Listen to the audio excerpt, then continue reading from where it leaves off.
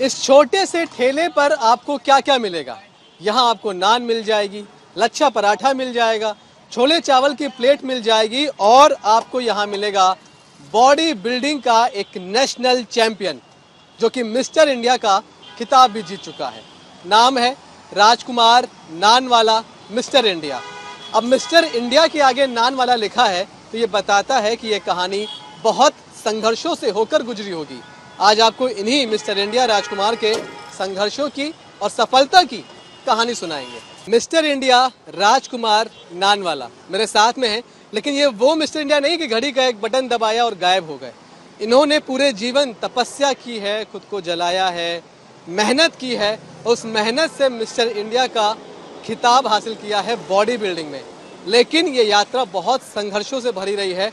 सफलता की बात भी होगी, लेकिन शुरुआत इसी बात से कि मिस्टर इंडिया भी और नानवाला भी दोनों चीज़ें एक साथ मैच नहीं करती। कैसी रही आपकी जर्नी, शुरुआत कैसे हुई? मेरी शुरुआत रही सर, बचपन में मेरा एक सोच था कि इंडिया के लिए मैं कुछ करूं, और वो सोच को मैंने पूरा करने में मैं जब 38 के था, जब जाके मैंने पूरा किया। मैंने शादी होने के बाद बच्चे छोटे छोटे थे, उस टाइम बहुत दिक्कत थी। फिर मैं दिल्ली में 10 साल पैड वाला रिक्शा भी चलाया।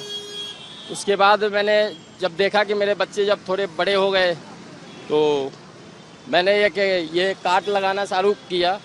उसके बाद मैंने इसी कार्ड से मैंने मिस्टर दिल्ली, नॉर्थ इंडिया और मिस्टर इंडिया क्लासिक ये मैंने खेला, और मिस्टर हिमालय भी खेला। तो मैं जिस भी खेल में जाता था उसमें मेरा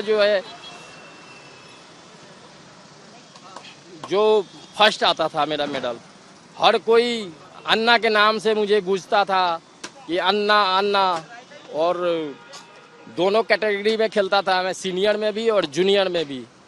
तो मेरी बहुत कठिनाई हुई है। मैं जब 6 महीने के था तो मेरा पिताजी गुजर गए। उसकी भी बाद कोई नहीं था, सब छोटे छोटे बच्चे थे। मेरी मम्मी डिप्रेशन में चली गई। उनको भी मतलब कुछ समझ में नहीं आता था, वो बच्चे अपने कौन है क्या है कुछ नहीं समझ में। जब मैं 6 महीने के था तो मेरे पिताजी के गुजरने के बाद मेरी मम्मी ने मुझे खेतों में ले जाके और मिट्टी में मेरे को मिट्टी डाल के ढक दिया। फिर मेरी बहन वहाँ से जाके लेके आई। तो बहुत सारे झेला है। जो कुआं होता है, मेरी माँ उस टाइम खाने के लिए नहीं था कि मैं क्या खिलाऊंगी बच्चों को। मुझे वो कुआं में रात को 12 बजे जाके कूदने के लिए तैयार थी। कि जब मैं उस टाइम बचपन में मैं अपनी माँ को आंखों में जब मैं देखने लगा तो वो उसकी ममता जगी और वो मुझे कूदने से बचा लिया और नहीं कूदी। मतलब वो बार बार खत्म करने की कोशिश करती थी आपको, कोई खिलाने के लिए कुछ था नहीं? जी जी। उसके बाद मैं जब 8-9 साल के था तो मैं दिल्ली आ गया। दिल्ली में मैं 10 साल तक कोठियों में झाड़ू पोछा, कपड़ा धोया। उसके बाद मैं खाना बनाना सीखा, कैंटीन में कुक के काम किया। तो सर मैं जहाँ भी जाता था खाना बनाने, जब उनको कोई जो लेबर होती थी वो खाना बनाना सीख जाती थी तो वो मुझे हटा दिया करते थे। फिर मन में आया कि 400-500 रुपया मिलता है, 400-500 रुपया अपनी रेडी में भी अपना खाना बना के बेचूंगा, और उसके बाद मैं अपना कुछ जो सपना है उसको पूरा करूंगा। तो फिर मैंने 10 साल तो मैंने रिक्शे भी चलाया, पैड वाला रिक्शा चलाया। उसके बाद काफ़ी कठिनाई झेलने के बाद जब बड़े बड़े बच्चे हो गए, उसके बाद मैंने फिर जाके अपनी यही रेडी से मुकाम हासिल किया। मैंने यहाँ से शुरुआत हुई। यहीं से तो बॉडी बिल्डिंग में जाना है, ये आइडिया पहली बार कैसे आया और क्यों आया? मतलब आप कुछ और काम भी कर सकते थे, बॉडी बिल्डिंग ही कैसे जहन में आया? मेरे बचपन में एक सपना था कि बॉडी बिल्डिंग मैं खेलूं।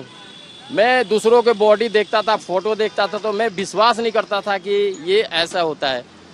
फिर जब मैं दिल्ली आया तो मुझे रिक्शा चलाता था, मुझे टाइम नहीं मिलता था बॉडी बिल्डिंग में जाने की।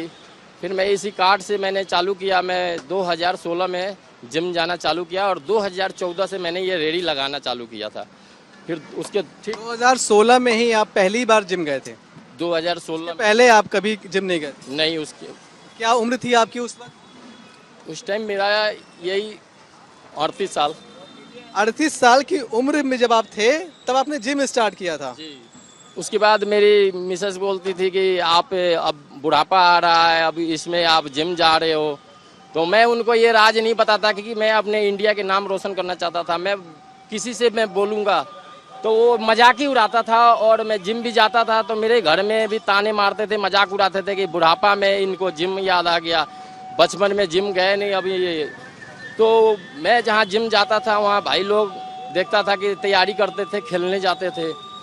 तो मैं जिस जिम में जाता था बहुत मेहनत करता था, 2-2 घंटा 3-3 घंटा अपने आप लगा रहता था। मेरी तो पढ़ाई लिखाई है ही नहीं, मैं ना अंग्रेजी बात कर सकता हूँ ना कुछ, किसी से मैं बात नहीं करता था। तो हमारे जो जिम के जो सीनियर थे वो देखे कि भाई ये बहुत मेहनत करता है, वो एक दिन उठ के आए और मुझे एक्सरसाइज कराने लगे। तो सब कोई जिम में चौंक गया कि भाई ये क्या हो गया, इसके पीछे ये क्यों जाते हैं, हम लोगों को एक्सरसाइज नहीं करा के, बल्कि इसके पीछे क्या है। उन्होंने बोला इसके अंदर बॉडी में कुछ खासियत है कि मैं जा रहा हूँ, और उन्होंने मुझे तैयारी कराया, उसके बाद काफ़ी सपोर्ट किया।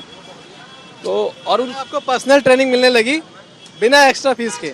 जी जी, बिना फीस के। तो मैं खाना वाना जो बनाता था वो मैं सर को खिलाता था, और मेरे मतलब कुछ डाइट प्लान उन्होंने बताया कि आप जो आलू उबालते हो, छोले उबालते हो, राजमा उबालते हो, ये सब उबला हुआ आप खाया करो। फिर मैं उसको उबला हुआ आलू खाने लगा, शकरकंदी खाने लगा दही में डाल के, नान आलू में आटे में बोलते थे कि भर भर के खाओ, गेनिंग करो। पहले मैंने गेनिंग किया, उसके बाद फिर लीन कटिंग किया। तो उस टाइम कुछ पैसे रेडी से जोड़ के मैंने फिर उसके बाद मैंने अपना इसको हासिल किया।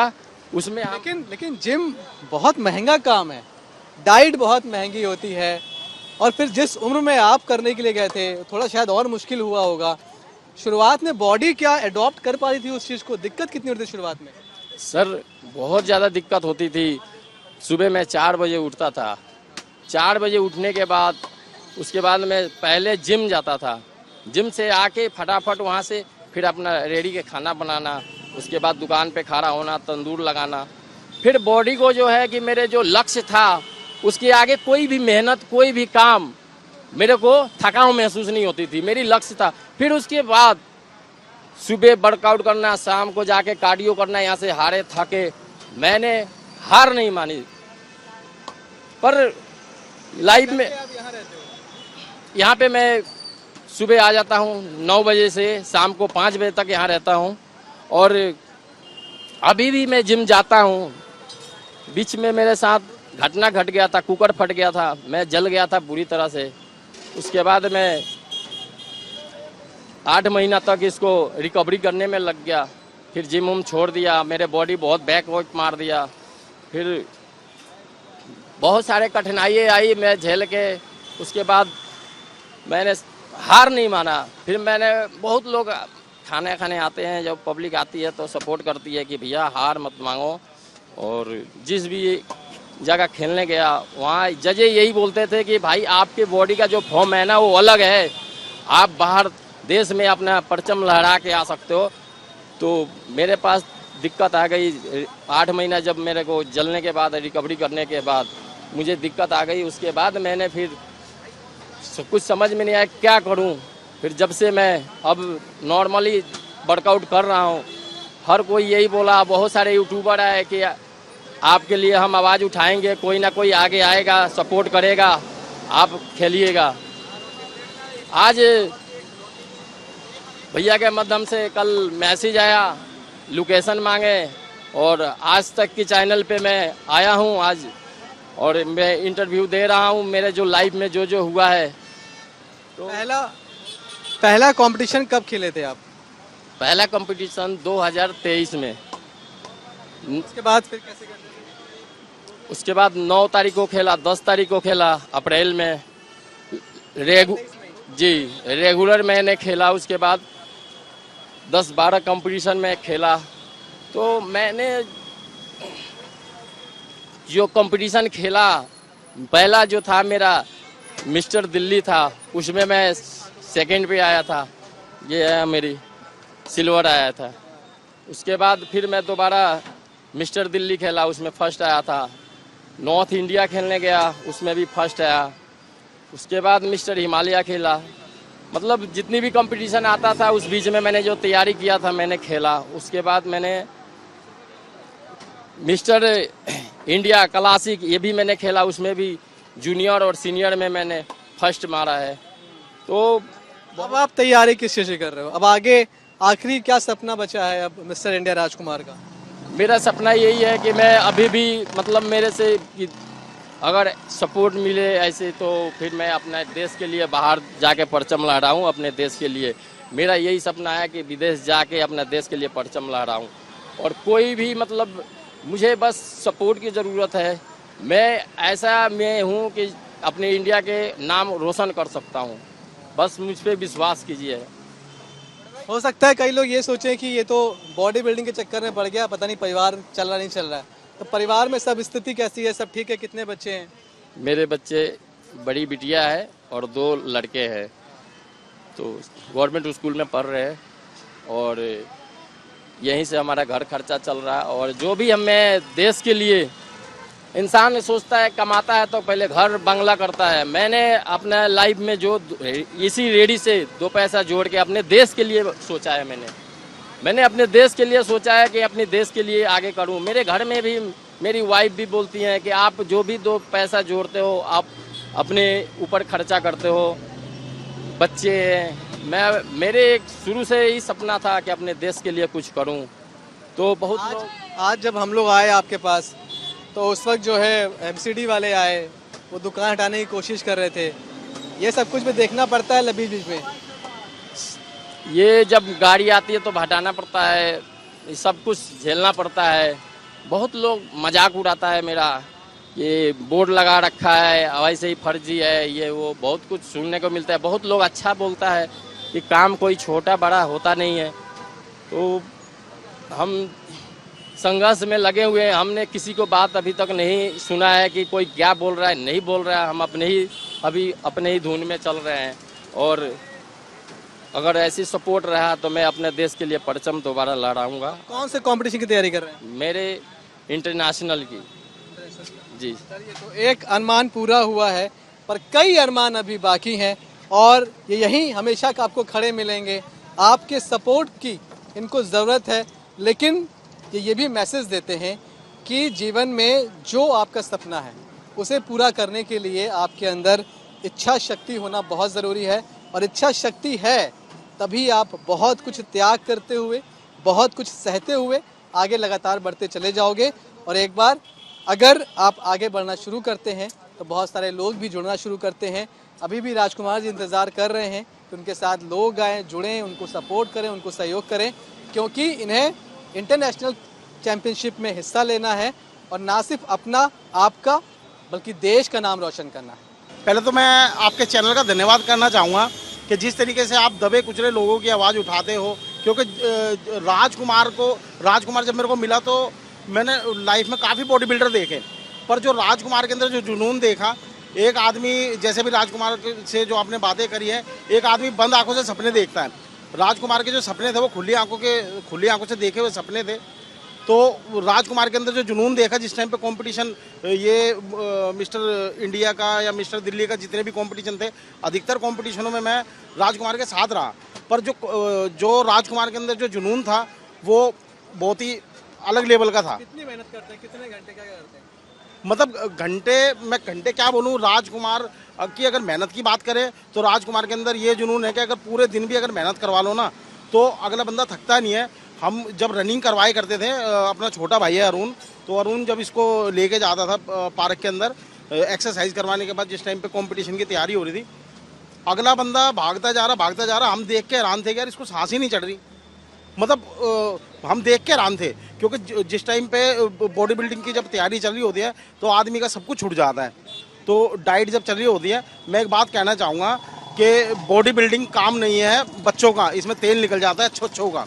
तो बॉडी बिल्डिंग एक ऐसी फील्ड है कि ये देखने में बड़ी आसान लगती है कि यार बॉडी बना ली, पर जिस टाइम पे आदमी मेहनत पे उतरता है ना तो वो उसी को पता होता है कि ये एक ऐसी तपस्या है कि आदमी को अपनी सुध बुध खो देता है, चिड़चिड़ा स्वभाव हो जाता है। उसके बावजूद जैसे आदमी का चिड़चिड़ा स्वभाव हो जाता है, उसके बाद बॉडी बिल्डिंग करनी और उसके बाद आके अपनी दुकान संभालना, क्योंकि जिस तरीके से आज इसने राजकुमार ने जो स्ट्रगल करा हुआ है, मैं आपके चैनल के माध्यम से एक चीज़ बोलना चाहूँगा, क्योंकि आज सोशल मीडिया का टाइम है। सोशल मीडिया पे आज ऐसे ऐसे लोग ऊपर चले गए जिन्होंने कबाड़ा चुग रहे हैं, गाना गाया और ऊपर चले गए, जो दो पत्थर बजाए उससे ऊपर चले गए।